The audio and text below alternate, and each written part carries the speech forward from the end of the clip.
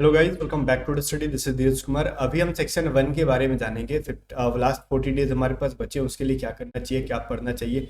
अब जो मैंने ये लाइन लिखा आपको दिख रहा होगा कि अब पढ़ाई बंद कर दो, ये बस एक क्लिक बेट है, बट इसके पीछे भी कोई रीज़न है। मैं बताऊंगा आपको क्या रीज़न है इसके। ठीक है, क्या चीज़ें पढ़नी बंद करनी है। मैं कुछ कुछ चीज़ें बताऊंगा, उन सब चीज़ों को पढ़ो। और सब्जेक्ट वाइज मैं अलग अलग वीडियो बना दूंगा, थोड़ा सा टाइम निकाल के कल से, कि किन किन सब्जेक्ट्स में किन किन मतलब किन किन टॉपिक, जैसे मैथमेटिक्स के अंदर जो 20 क्वेश्चन आते हैं तो मेनली किस टॉपिक से आते हैं। साइंस में जो है किन चैप्टर से आते हैं। अगर रीजनिंग पढ़ना है तो क्या चैप्टर पढ़े। ठीक है, वैसे तो रीजनिंग ईजी है। जो मेनली प्रॉब्लम है, कुछ को इंग्लिश में तो कुछ को मैथ में प्रॉब्लम है। ठीक है, बाकी साइंस वाइंस तो रट वट के हम लोग चले जाते हैं। तो जो सीन है मैं आपको बता दूंगा। अभी मैं बता रहा हूँ क्या क्या करना है आपको लास्ट 40 डेज। और मैं 40 डेज बोल रहा हूँ ना सेक्शन 1 के बारे में, तो वो आप जीडी को भी बोल रहा हूँ, मैं डीबी को भी बोल रहा हूँ और यात्री को भी। मॉर्निंग में जो मैंने वीडियो बनाई थी वो मैं क्लियर कर दिया था कि ये जो सीन है सेक्शन 1 का, वो सबके सबको देना है। एक ऐसा बच्चा भी नहीं होगा जिसको सेक्शन 1 नहीं देना है। जितने कोस्ट गार्ड वाले सबको देना है। ठीक है, चलो। ये जो मैं बताने जा रहा हूँ स्ट्रेटजी, तो एक चीज़ ध्यान रखो। जब मैं बोलूँ ना कि लास्ट 40 डेज में पढ़ाई बंद करो, तो मेनली वो बच्चे जो लास्ट 3 मंथ से पढ़ रहे हैं, एटलीस्ट 3 महीने से कंटिन्यू पढ़ रहे हैं। अब वो पूरा उम्मीद है कि 90% या फिर उससे ज़्यादा सिलेबस आपने कवर कर लिया होगा। ठीक है ना। तो अब उन चीज़ों पे फोकस बहुत ज़्यादा करो। जैसे हमने, जैसे मैं आपको एग्जांपल बोलता हूँ। मान लो मैंने मैथ में एक परसेंटेज चैप्टर पढ़ा, मैंने एग्जांपल के तौर पे बोला। अब मेरे को क्या प्रॉब्लम हो रहा है ना कि मैं बार बार कंसेप्ट पे ही पढ़ रहा हूँ, कंसेप्ट ही पढ़ रहा हूँ, तो मैं कंसेप्ट पढ़ना इसकी बंद करूंगा। मेरे लिए वही सबसे बेनिफिट होगा। मैंने जब बोला पढ़ाई बंद करो, तो मैं जो चैप्टर में पहले से 2 बार 3 बार पढ़ लिया मैंने, अब उसकी कंसेप्ट पे हम फोकस ही नहीं करेंगे। क्यों? अब मेरा काम है क्वेश्चन प्रैक्टिस करने की। तो आप क्वेश्चंस प्रैक्टिस करना शुरू करो चैप्टर वाइज, क्योंकि वो बहुत ही बेनिफिशियल होने वाला है। क्योंकि जब हम खाली कंसेप्ट पढ़ेंगे तो कंसेप्ट को किस तरीके से यूज करना है ये भी तो पता होना चाहिए ना भाई। हम अगर खाली कहानी सुन रहे हैं कि स्विमिंग कैसे करना है, स्विमिंग कैसे करना है, तो एक बच्चा बोलेगा कि हाँ पानी में घुस जाना है, दाहिनी हाथ को फेंकना है, बाहिनी हाथ को फेंकना है, पैर को मारना है। ठीक है, तो हम रोज रोज एक ही चीज सुन रहे हैं। अब हम पानी में उतरने का नाम ही नहीं ले रहे, तो फिर सुनने का क्या पता। नारायण भगवान ने कथा तो है नहीं। ठीक है ना। तो आपको क्या करना है, पानी में उतरना है, क्वेश्चन प्रैक्टिस करनी है। एक ही चीज को पढ़ना बंद करो। अब प्रैक्टिस करोगे तो रिवीजन ऑटोमेटिकली हो जाएंगे जो चैप्टर्स आपने पढ़ रखे। बाकी के 10% जो चीजें आपने नहीं पढ़ी हैं, पेड बैचेज में भी कुछ चैप्टर्स रह गए हैं, वो 10 तारीख तक आपके खत्म हो जाएंगे। उनको पढ़ना शुरू करो। और एक चीज मैं कहूँ चैप्टर वाइज के बारे में बात कर रहे हैं, तो अगर आप में से कोई बच्चा ऐसा है जो कोस्ट गार्ड नावी की लास्ट में अभी कुछ चीजें छूटी हुई हैं, तो हमने बैचेस की प्राइसेस कम कर दी, सीधे 300 रुपये कम कर दी, 924 से 615 कर दिया इसको। ठीक है, प्राइस तो 600 है, 15 टैक्स लग जाता है। तो अब सेक्शन 1 चाहे जीडीबी आंतरिक वाले अब इसको ज्वाइन कर सकते हो। इस बैचेस के अंदर कंप्लीट हमारी जो पीडीएफ आती है वो भी मिल जाएगी, वीडियो क्लासेस मिल जाएगी, टी सीरीज मिल जाएगी। तो अगले 10 दिन तक 615 रहेगा, फिर इसकी हम लोग सेलिंग बंद कर देंगे। तो जिसको इसको ज्वाइन होना है जल्दी से हो जाओ। A to Z study app को डाउनलोड करके, लिंक डिस्क्रिप्शन में। अगर बैच ज्वाइन करने में कुछ भी प्रॉब्लम आता है, ऐप का लिंक वर्क नहीं कर रहा है या फिर आपसे नहीं हो पा रहा है, तो आप व्हाट्सएप करके पूछ लेना 727904 से। अगर जिसने कंसेप्ट पढ़ रखा है वो प्रैक्टिस कहाँ से करेगा, तो ये हमारी इंग्लिश की पीडीएफ है प्रैक्टिस के लिए। ठीक है, मैंने रिव्यू में बताया था, ये हमारी वोकैबलरी, तो लास्ट में आप पढ़ ही लेना, इतना वोकैब को रट लेना। ठीक है, वोकैब छोड़ना मत इनको। तो यहाँ से वोकैब पढ़ लो। हर बार ऑलमोस्ट 80% 90% वोकैबलरी हमारी पीडीएफ से आती है। प्रैक्टिस कर लो। यहाँ से हमारी इंग्लिश की पीडीएफ है, जिसकी इंग्लिश के जो पेड बैचेस में पीडीएफ नहीं खरीदना उनको मिल जाएगा, नई वाली पीडीएफ मिल जाएगी। तो ये दोनों पीडीएफ की इंग्लिश की जो है 60 रुपीज़ प्राइस है। ठीक है, वहीं पर अगर रीजनिंग की बात कर लें तो रीजनिंग हमारी पीडीएफ से कर लो, 100% हमारी पीडीएफ से आने वाला है, जिसकी प्राइस 45 है। पूरा का पूरा रीजनिंग, पूरा का पूरा कंसेप्ट हमारे पीडीएफ का यूज होगा। मैं 100% ताल ठोक के कह सकता हूँ। ठीक है, अब मैं बार बार ये चीजें नहीं कहूंगा कि हमारी पीडीएफ से आएगा, मतलब बता दूंगा कि पीडीएफ बाई कर लो, याद दिलवाते रहूंगा। अब ये चीजें नहीं कहूंगा कितना परसेंट आएगा, बस मैं बोल दूं ना कि समझदार के लिए इशारा काफी है, ज्यादा चीजें खुल के हम नहीं बोल सकते। वहीं पर अगर हम मैथमेटिक्स की पीडीएफ के बारे में बात करेंगे, तो मैथ की पीडीएफ की प्राइस 55 रुपीज़ है। चैप्टर वाइज क्वेश्चन हमने डाल रखे हैं, और अगर आपने पहले लिया है तो उसको मत लेना। ठीक है ना, जिसने नहीं लिया वो बाई करो। और सारे क्वेश्चंस के सॉल्यूशंस भी होंगे मैथ के पीडीएफ में। रीजनिंग में भी तो सॉल्यूशन पीडीएफ में है, और मैथ में तो वीडियो सॉल्यूशन का लिंक है। लिंक को अगर ओपन करोगे तो वीडियो चलेगा मैथ के अंदर। वहीं पर अगर हमारी साइंस जो है इंपॉर्टेंट साइंस हमने 500 डाल रखे हैं। फिजिक्स के 270 क्वेश्चन, केमिस्ट्री के 170 क्वेश्चन, बायो के टॉप रिपीटेड क्वेश्चन होते हैं जो कि केमिस्ट्री से रिलेटेड होते हैं 60 क्वेश्चन, और 50 क्वेश्चन प्रीवियस ईयर वाले डाले हैं। कुल मिला के लगभग 500 के करीब है। ठीक है, हिंदी इंग्लिश दोनों लैंग्वेजेस में सारे पीडीएफ है, जिसकी प्राइस 50 रुपीज़ है। ठीक है, तो सारे पीडीएफ को बाई करोगे तो जीके की पीडीएफ आपको साथ में मिल जाएगी। तो व्हाट्सएप करके बाई कर लेना 7279047787। और इन सब पीडीएफ को एक बार पढ़ के ही जाना। ठीक है, अब मैं बताता हूँ कि लास्ट में हमारी स्ट्रेटजी क्या रहनी चाहिए। लास्ट 40 डेज में हमारी जो स्ट्रेटजी होनी चाहिए वो, अब हम क्या करेंगे, वीक में 3 मॉक टेस्ट देंगे। अब यहाँ से मॉक टेस्ट दो, कब तक भाई, अगले 25 दिन तक, 25 डेज तक हम क्या करेंगे, वीक में 3 मॉक टेस्ट देंगे, सप्ताह में 3 mock test, regular mock test नहीं देंगे। अभी मैं बोल रहा हूँ, ध्यान सुनो, वीक में 3 मॉक टेस्ट देंगे हम लोग। कम मत देना, इसे ज्यादा 4 हो जाए कोई दिक्कत नहीं है, रेगुलर मत दो, टाइम वेस्ट होगा, रेगुलर नहीं, अभी जितना हो सके रिवीजन में फोकस। मैं मॉक टेस्ट के बारे में कह रहा हूँ वीक में। तो 25 दिन तक ये काम करेंगे, लास्ट के जो 15 दिन बचेंगे ना उसमें हम रेगुलर एक मॉक लगाएंगे। 15 डेज तक जो रहेंगे रेगुलर हो जाएंगे, एक मॉक, एक से ज्यादा मॉक कभी नहीं देना, दिन में 2 मॉक तो देने का ही नहीं है। एक मॉक हमारी स्पीड को बताने के लिए, हमको परखने के लिए काफी होता है, एक से ज्यादा नहीं। और मेनली आपको मॉक टेस्ट का एक टाइम होता है, उस चीज को फॉलो करो। पता है क्या, आपकी देखो शिफ्ट होती है ना, ABC जो भी है शिफ्ट होती है, तो ये जो होता है आपका 9 से 11 बजे के बीच में होता है, और ये जो होता है 12 से 2 बजे 3 बजे के आसपास होता है, और ये जो होता है शाम को होता है, या फिर जो भी है ABC ऐसे करके होता है ना, या फिर 3-4 बजे तक इनका चलता है, फिर मतलब ये होता है ना, या फिर 3 बजे तक चलता है इनका, कहीं ना कहीं 5 बजे तक चलता है। तो आप ना अगर एक दिन, मान लो वीक में मैंने 3 दिन मॉक टेस्ट लगाया ना, तो आप एक दिन मॉक लगाओ, कम से कम 9 से 11 बजे के बीच में लगाओ। जब सेकंड मॉक लगाओगे एक दिन अल्टरनेट पे, जब अभी 3 मॉक लगा रहे हो ना, तो जब दूसरी मॉक लगाओगे आप, तो 12 से 3 के बीच में लगाना। जब तीसरी मॉक पे पहुंचोगे तो आप शाम के 5 से, या फिर 4 से 5:30 5 के बीच में एक मॉक लगाना। ठीक है, हम तीनों टाइम के मॉक लगाने की हमारी आदत बननी चाहिए। रीजन देखो, हमारा मेंटल स्टेटस कभी क्या होता है ना, हम दिन में या तो कोई नाइट में मॉक लगाता है रात के 10 बजे, या तो सुबह सुबह उठते कोई मॉक लगाता है, तो उससे इसका गलत असर पड़ता है एग्जाम टाइम पे। रीजन क्या होता है ना, कि दिन में हम इतना ज्यादा एक्टिव नहीं रह पाते, जब तक कि हम वैसा ढालेंगे नहीं अपने आप को। तो हम हर टाइम पे ना, अभी हमारे पास 25 दिन नहीं 40 दिन है, तो 25 दिन तक क्या करेंगे हम लोग, इस चीज को फॉलो करते रहेंगे, और अगले जो 15 डेज में करेंगे, तो फिर उस 15 डेज में भी यही रूल फॉलो करेंगे, बशर्ते कि रेगुलर मॉक लगाएंगे 15 दिन तक। लेकिन अभी जो 25 दिन बचे हैं, ऑल्टरनेट बेसिस पे इस टाइम पे आप मॉक लगाते रहो। इससे फायदा होगा कि आपका किसी भी शिफ्ट में मिल जाए, आपके बॉडी के अंदर आलस नहीं रहेगा, आलस से हट जाती है। वैसे एग्जाम सेंटर में बैठने पे तो आलस खत्म हो ही जाती है, लेकिन हर टाइम पे ना ब्रेन एक जैसा काम नहीं करता, अगर हम अपने आप को ढालेंगे नहीं उस तरीके से। तो अभी से ढालना स्टार्ट कर दो, प्रैक्टिस जो है आपको परफेक्ट बना देगी, हर टाइम के लिए सुटेबल होगी। ठीक है, आपको कभी भी सेंटर में बैठा दे, आप एक्टिव रहो, आपका माइंड खुद क्लिक करेगा ना, हाँ चलो इस टाइम के लिए हम सुटेबल है। हमने दोपहर में भी मॉक लगा रखा है, शाम को भी मॉक लगा रखा है, सुबह कभी भी बैठा तो कोई दिक्कत नहीं है।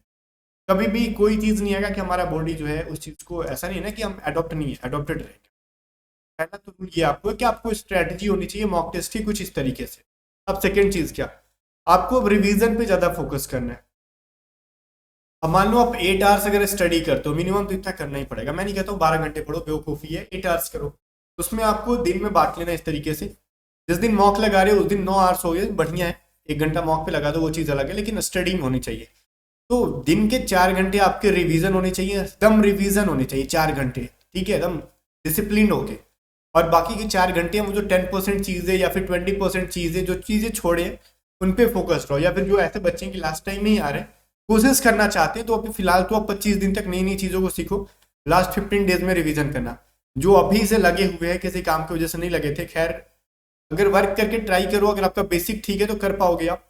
ठीक है, तो अभी आप 8 आवर्स के 8 आवर्स एकदम पूरा डेडिकेटेड होकर नई नई चीज़ों को सीखो, रिवीजन कुछ नहीं, आप सीखते जाओ सीखते जाओ, जैसे जैसे आगे बढ़ोगे, और संडे संडे को रिवीजन करते जाना। आप सीखने पर वर्क करो, लास्ट 15 डेज में हम रिवीजन करेंगे। लेकिन ये जो बच्चे हैं जो शुरू से 3 महीने से 4 महीने से पढ़ रहे हैं, तो आपका टाइम एकदम डिसिप्लिन होना चाहिए। हम 4 घंटे रिवीजन करेंगे, 4 घंटे नई चीज़ों को पढ़ेंगे। लेकिन एक चीज़ ध्यान रखना चाहिए, जब मॉर्निंग से जब हम स्टार्ट करेंगे ना, तो उस टाइम हम न्यू चीज़ों को पढ़ेंगे। जो डे का लास्ट टाइम होगा हमारा, जो फर्स्ट 4 आवर्स होंगे सुबह से हमारा, वो न्यू चीज़ों को सीखने पर फोकस करेंगे, और एंड के जो 4 घंटे होंगे उस पर हम रिवीजन करेंगे। ऐसा क्यों भाई? रिवीजन हमारे लिए आसान होता है, हमको ज़्यादा मेहनत नहीं करना, जो मेहनत करना होता है नई चीज़ों को सीखने के लिए। अगर हम सुबह से रिवीजन में लग जाएंगे तो हमारा माइंड थक जाएगा, नई चीज़ों को शाम तक सीखने में प्रॉब्लम होगा। तो नई चीज़ों को पहले सीख लो, लास्ट में हम रिवीजन करेंगे, क्योंकि अपने को वर्क जो बहुत ज़्यादा रिवीजन पे करना नहीं है, पढ़ा पढ़ाया चीज़ रहेगा। तो 2 रूल्स मैंने बताया आपको लास्ट टाइम के लिए। ये सभी चीज़ें हर कोई नहीं बताएगा, ये मेरी अपनी स्ट्रैटेजी होती है, तो वो चीज़ें मैं आपसे शेयर करता हूँ। ठीक है, और एक चीज़ मैं आपको बताता हूँ ना, कोई चीज़ ईजी नहीं होता, ईजी कुछ नहीं कहते हैं। अगर आपके माइंड में आता है ना कि इस टॉपिक को हम नहीं पढ़ेंगे, ये मेरा तो ईजी है, बहुत अच्छा है, और आप किसी चीज में नहीं कह सकते हो I am good at this point या फिर दिस टॉपिक। अगर ये आपके माइंड में आ रहा है ना तो आप बहुत बड़े बेवकूफ हो। ना तो कोई चीज इजी है, ना कोई डिफिकल्ट, या ना कोई चीज हार्ड है। ठीक है, आपको प्रॉपर चीजों पे फोकस करनी है, क्योंकि हम एग्जाम में कभी कभार हार्ड चीजों को अपना हम अभी फोकस करते हैं हार्ड चीजों पे इतना ना, एग्जाम में तो हम हार्ड चीजें बना लेते हैं। ठीक है, इजी चीज हमको लगता है कि तो इजी होगा, हम गलत कर देते हैं। ABCD क्वेश्चन पढ़े, हमको लगा अरे तो इजी है, लेकिन जब ऑप्शन पे लगते हैं ना तो लगता है ले तो बिजी हो गए हम पढ़ने में ही ऑप्शन को। A भी आंसर हो सकता है, B भी हो सकता है, C भी हो सकता है, D भी।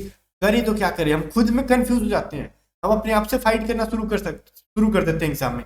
अरे यार हम रिकॉल नहीं कर पा रहे हैं, ये होना था, नहीं लगता है कि मैंने बी में याद नहीं आ पा रहा। वो वाली जो हेजिटेशन खुद के अंदर फाइट करने वाली चीज पता है कब होता है, जब आप घर पे किसी चीज को इजी समझ के इग्नोर करना शुरू कर।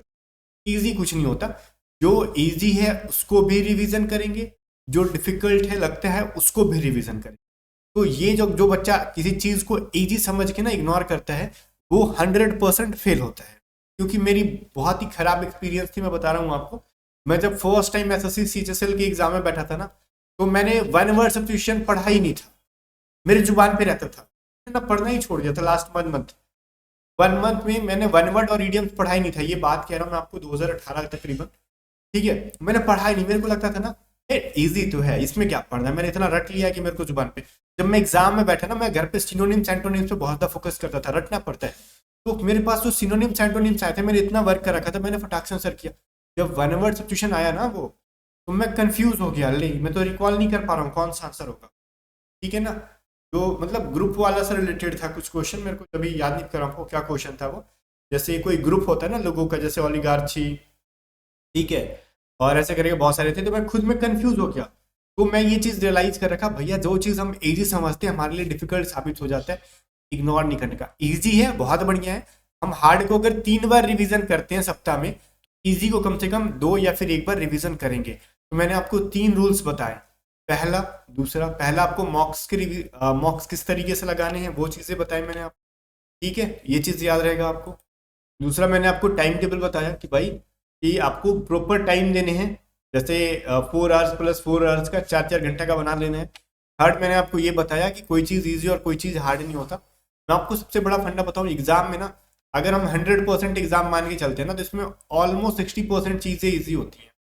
ठीक है, जो ऑलमोस्ट जितने बच्चे ने प्रिपरेशन कर रखा है 60% हर कोई बच्चा बनाएगा। अगर मान लो तुम्हारा 60 नंबर का पेपर है, तो 60 नंबर में अगर हम 60% निकाल लें, 60 का 60% 36 होता है, तो 36 नंबर ऐसे क्वेश्चन होंगे जो हर बच्चा लाएगा इजीली सेक्शन 1 में। ठीक है, ये हर एग्जाम पे फॉलो करता है, मैं ट्रेंड लेके चल रहा हूँ कि सेक्शन 1 अगर 60 नंबर का है तो 60% हर बच्चा बनाएगा इजीली 36 नंबर लगाना, बिकॉज वो इजी क्वेश्चन है, ये हर कोई ला पाएगा।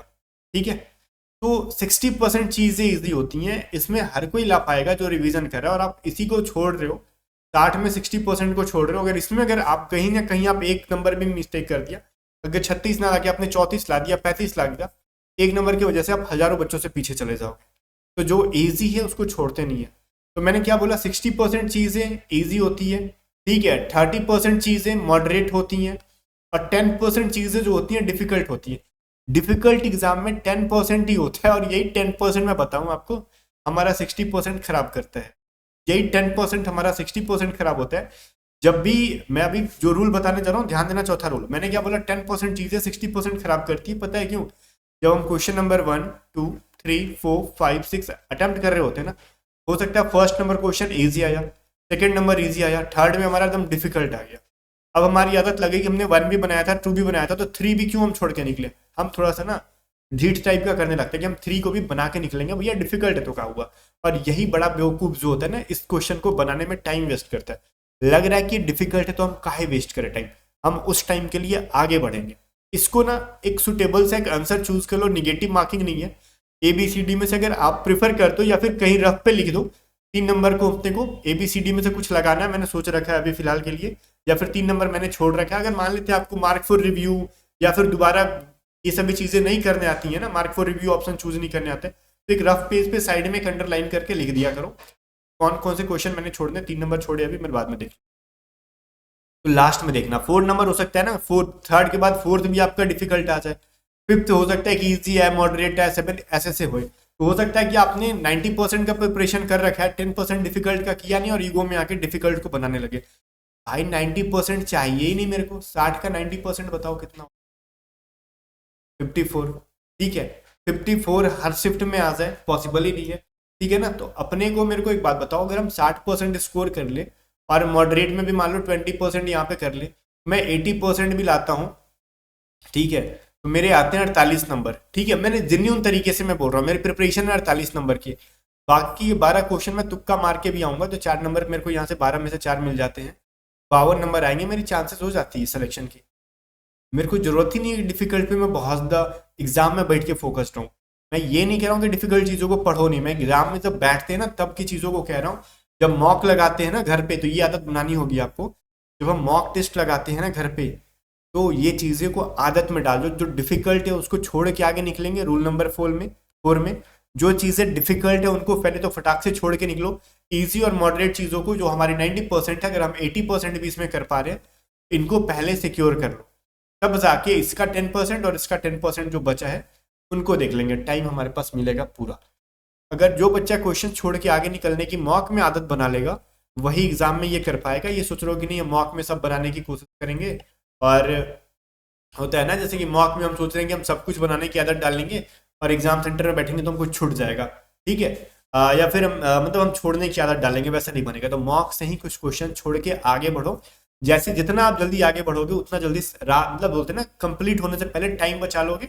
और टाइम बचा लोगे जब, तो रिवीजन जब करोगे आप मॉक का, रिवीजन का मतलब एक से मान लो 60 तक आपने क्वेश्चन अटेम्प्ट कर लिए, इसमें से हो सकता है 5 क्वेश्चन आपने छोड़ के जितना जल्दी आगे बढ़ोगे वापस आने का मौका मिलेगा। जब आप वापस आओगे हो सकता है कि 5 में से 3 क्वेश्चन आप सही कर लो। रीजन क्योंकि जब आप वापस आ जाओगे तब तक आपके माइंड से जो आपने कैलकुलेशन कर रखी है एक बार गलत, वो चीजें आपके माइंड से डिलीट हो जाएगा और अगली बार कैलकुलेशन आप सही करोगे।